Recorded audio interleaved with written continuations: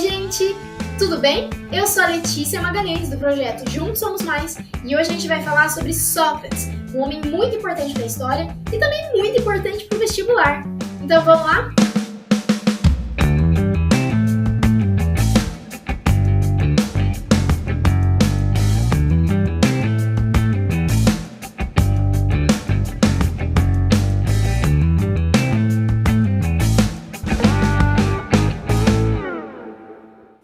Gente, quando a gente conversa sobre Sócrates, a gente tem que ter em mente que ele foi muito importante para tudo que veio antes e tudo que veio depois dele na filosofia, tá? O que veio antes dele, como pré-socráticos e sofistas, foi revolucionado na forma de fazer filosofia pelo Sócrates.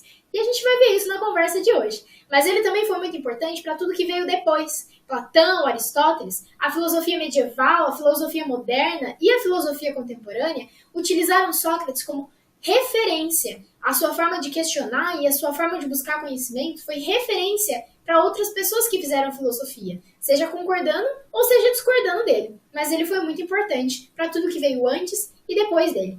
Então vamos começar fazendo uma pergunta. Quem foi Sócrates? Sócrates, gente, foi um homem que viveu na Grécia Antiga, entre 469 e 399 a.C. Ele era um cidadão ateniense. Atenas era uma cidade-estado. Não sei se vocês lembram, mas cidades-estado eram várias cidades da Grécia que funcionavam com governos independentes. A Atenas era uma democracia, portanto, a participação política era muito importante. Isso é essencial para a gente lembrar, viu, gente? Porque se a participação política era importante, a discussão e o debate era muito fomentado naquela época. Eles aconteciam lá na Ágora, sabe? Então, era uma sociedade reflexiva, e foi em meio a essa reflexão que a filosofia surgiu. Mas a gente não pode esquecer que as pessoas que tinham direito a refletir, a filosofar, eram as pessoas que tinham direito ao ócio produtivo, ou seja, o tempo livre para pensar, para refletir. E, gente, quem tinha tempo livre? E quem tinha espaço para debater política em Atenas? Somente as pessoas que eram consideradas cidadãs. A condição de cidadania só era dada para pessoas que não eram mulheres, não eram crianças, não eram estrangeiros, não eram escravizados. Então, basicamente, nós estamos falando de homens que são adultos, tá certo? E que não são escravizados, nem estrangeiros. Então, a filosofia, gente, ela só era permitida para essas pessoas, porque elas tinham tempo livre, porque elas possuíam pessoas escravizadas. Ou seja, elas só tinham tempo livre porque outras pessoas trabalhavam para elas. Então, a filosofia, ela tinha um caráter meio aristocrático. Foi em meio a tudo isso que Sócrates existiu, surgiu e fez filosofia. Mas Sócrates fez de uma forma diferente. Sócrates, gente, era filho de uma parteira e de um escultor. Isso já lhe conferiu uma origem muito humilde. Ele não era detentor de pessoas escravizadas, tá certo? Então Sócrates já começou com a filosofia dando um cunho menos elitista, menos aristocrático para ela, tá certo? Para além disso, gente, Sócrates acreditava que a filosofia era para todos. Sócrates não limitava a filosofia à ágora e a esses espaços de discussão que eram muito restritos. Sócrates fazia filosofia em todo lugar. Ele andava pelas ruas, encontrava uma pessoa, indagava se ela queria filosofar com ele e, a partir disso, ele ia aplicando o seu método. Tá? Então, Sócrates disseminou essa ideia e essa possibilidade de que a filosofia é para todas as pessoas, independente da sua classe, independente do seu gênero. Isso já foi muito revolucionário na forma de fazer filosofia da época, tá certo? Vamos lá, gente, para a próxima parte. Sócrates foi considerado um divisor de águas. E é aquilo que eu disse, ele é importante para tudo que veio antes e tudo que veio depois. Então, o divisor de águas é basicamente isso. Ele é considerado como uma pessoa que ela abre um novo caminho para a filosofia, tá certo? E por quê? Porque Sócrates lidou com as questões humanas, que são conhecidas, como nomos pela filosofia. Antigamente, os pré-socráticos lidavam com as questões da physis, que eram questões que buscavam entender o mundo físico ao nosso redor, as questões da natureza, se existia algum elemento que estava presente em tudo da natureza. E aí nós tivemos vários pré-socráticos que falavam que era a água, que era o fogo, que eram os átomos, e assim foi, certo? Sócrates lidou com as questões humanas, do nosso subjetivo, questões do conhecimento, questões da verdade humana, de como existe a sociedade, de como pode funcionar a política. Sócrates foi revolucionário nesse sentido, porque ele não abordou mais questões apenas do mundo palpável, do mundo físico, mas questões que envolviam a subjetividade humana. E isso foi uma forma de transformar ele em um divisor de águas. Mas para além disso, gente, ele tem uma frase que eu acho muito legal para a gente lembrar, que é a seguinte: é preciso amar, buscar a verdade, nunca defendê-la. Isso, gente, rompe com tudo que os sofistas defendiam. Para quem não lembra quem eram os sofistas, eram homens que faziam filosofia, né? Mas que basicamente buscavam sempre defender uma ideia, a qualquer custo. Então eles estavam sempre discutindo. E o importante era você defender a sua ideia e não buscar a verdade. Sócrates diz exatamente o contrário, que a gente não pode amar, defender a verdade, mas sim buscá-la. Porque isso é um ato contínuo. Nós passaremos toda a nossa vida buscando a verdade. E não buscar defendê-la, porque isso não vai nos levar a nada. Isso é muito superficial na visão do Sócrates, tá certo? Então ele revolucionou em todos os sentidos o que veio antes dele, né, gente? E ele tinha esse caráter antidogmático, né? Que busca não afirmar uma verdade completa e incontestável. Sócrates busca mostrar pra gente que não existe, né, uma pessoa que vai ser detentora da verdade. Então a gente tem que buscar ela as nossas vidas inteiras, tá certo? Então vamos lá para a próxima parte, gente. Sócrates foi uma das pessoas, né, um dos filósofos que retratou a filosofia acerca da sabedoria. E é aquela frase famosa: eu só sei que nada sei. Essa frase surgiu quando o oráculo de Atenas disse que Sócrates era o homem mais sábio daquela região. E Sócrates respondeu a essa afirmação desse modo: eu só sei que nada sei. Gente, isso dá um caráter de humildade na filosofia do Sócrates, que é o que ele disse, né, sobre o fato de que ninguém é detentor da verdade, que ninguém sabe sobre tudo, que a gente tem que viver numa busca contínua pela verdade. Então, a questão da sabedoria para o Sócrates é essa, é uma questão bem humilde mesmo, de viver buscando a verdade, não tentar defender o que a gente acha que é verdade. Se alguém chega com uma opinião contrária à sua, não tente somente defender a sua verdade, defender a sua opinião, mas busque ouvir e busque encontrar a verdade, independente de orgulho, independente de ego, independente de você achar que a sua verdade é incontestável, você só sabe que nada sabe. Então esteja sempre disposto a conhecer, a buscar, né, o conhecimento. Então, isso é muito bonito. Mas vamos lá, vamos continuar. Tem mais coisa. Sócrates era dono de um método, né, gente, de alcançar o conhecimento. Esse, relativamente, é o que mais cai no vestibular.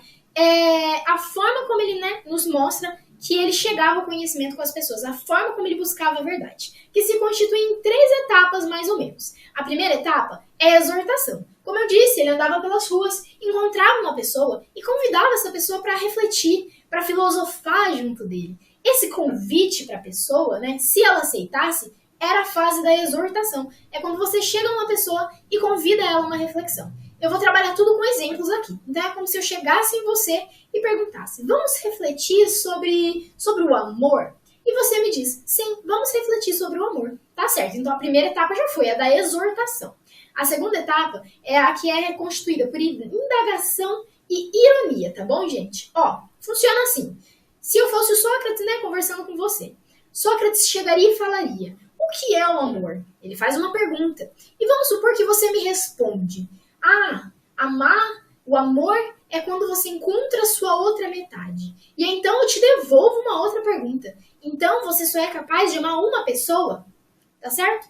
Então, por que eu estou utilizando isso? Porque é essa fase da indagação e da ironia. Então eu te faço uma pergunta: o que é amor? Você me responde: amor é encontrar a sua outra metade. E eu me utilizo da ironia. Então você quer dizer que você só vai encontrar uma pessoa para amar na vida? Por que eu estou dizendo isso, gente? Ironia. Ironia, nesse quesito, não quer dizer sarcasmo, não quer, fazer deboche, tirar chacota da pessoa. Ironia, por definição, é quando você afirma algo que não concorda. Tá certo? Pode ser na forma de chacota, mas com Sócrates não era assim. Então vamos supor que, né, se eu fosse Sócrates, eu não concordo com o fato de que amor é encontrar a sua metade. Então eu pergunto pra você: então você só vai amar uma pessoa na sua vida? Você só vai encontrar uma metade? Entende? Eu te faço essa pergunta com ironia, porque eu não concordo com isso. Mas eu não tô tirando chacota de você, não. É pra fazer você chegar ao conhecimento. E então a nossa conversa vai fluindo assim. Eu te pergunto se você só ama uma pessoa, você me diz que não, que você ama várias, mas que é diferente. Enfim, a gente vai desenvolvendo a nossa conversa. Chegando no fim dessa conversa, você chega à conclusão de que, por exemplo, o amor não é encontrar a sua outra metade, tá bom? Que amor é algo muito amplo, que amor é algo que a gente encontra várias pessoas na nossa vida para amar de várias formas, nossos pais, nossos parentes, nossos amigos. Lembrando, isso é só um exemplo, tá? Mas você chegou a essa conclusão. E você chegou a essa conclusão por meio de todas as minhas perguntas.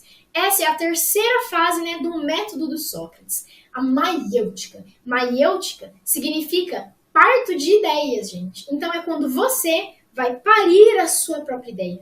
Ela sai de você. Eu, como Sócrates, fiz todas as perguntas que levaram você realmente a chegar a uma conclusão. Esse é o método. Eu fazer várias perguntas e me utilizar de ironia para isso. Mas quem chegou ao conhecimento foi você, através das respostas que você fez para as minhas perguntas. Você se contradisse em alguns momentos, você reviu as suas ideias e chegou a algo mais próximo da verdade. Isso é a maiêutica, o parto de ideias. Inclusive, esse método também é chamado de método da maiêutica, né? Ou o método da dialógica, porque é um método do quê? Do diálogo, né? Da conversa. Ele não chega e impõe uma verdade para você, mas ele busca a verdade com você. A verdade sai de você no método socrático. E, gente, o método socrático ele é utilizado até hoje em dia por professores, palestrantes, diversas pessoas, tá bom? Com essas 3 etapas, tá certo? E, gente, tem esse lance, né, essa frase que ele coloca que é conhece-te a ti mesmo. É exatamente isso. Quanto mais você conhece você, quanto mais você questiona as suas verdades, os seus valores, os seus preceitos, mais próximo você pode estar da verdade. Então, para Sócrates é isso, é o parto de ideias. A verdade vem de dentro de si. Muito bonito também, né, gente? Mas vamos lá, agora para a última parte. Sócrates, gente, foi condenado à pena de morte por alguns fatores. Ele foi condenado de corromper a juventude, né, gente? Por fazer filosofia com tantas pessoas e mostrar que ela não era um caráter da elite, da aristocracia da época. Ele foi condenado por corromper a juventude. Ele também não assumia que acreditava que os deuses existiam. E ele era considerado como uma pessoa que era contra a democracia, porque ele disse que a democracia não funcionava. Por conta dessas estruturas de poder, de aristocracia, ele dizia que ela não funcionava. Mas Sócrates, gente, foi muito coerente nesse sentido, porque Sócrates disse que ele não iria tentar convencer as pessoas do contrário, de que ele não era tudo isso, porque ele realmente era. Se as pessoas acreditavam que o fato de ele fazer as pessoas filosofarem é condenar a juventude, ok, então ele condenou. Se elas acham que é errado ele não reconhecer a existência dos deuses, ok, mas era isso que ele era. Ele realmente não achava que a democracia funcionava. Ele poderia, realmente, não ter sido condenado à pena de morte como ele foi. Ele poderia ter tentado convencer as pessoas, mas assim ele estaria se aproximando, por exemplo, de sofistas, né? E ele não queria defender a sua verdade, ele só queria buscá-la, não é mesmo? Como a gente já viu nessa conversa. Então Sócrates foi muito coerente nesse sentido. Ele disse, isso é tudo que eu estou fazendo. Se vocês julgam que é errado e julgam que a pena tem que ser de morte por conta disso, tudo bem, então me matem. E foi assim que se deu a vida de Sócrates, um grande filósofo, muito importante pra gente, pra filosofia, pro vestibular, pra tudo. Gente, eu espero muito que vocês tenham gostado. Qualquer dúvida, manda aqui pra gente, pode falar do Sócrates, a gente conversa, a gente tira a sua dúvida. E espero que vocês tenham realmente conhecido melhor a história do Sócrates, tá certo? Muito obrigada e até mais!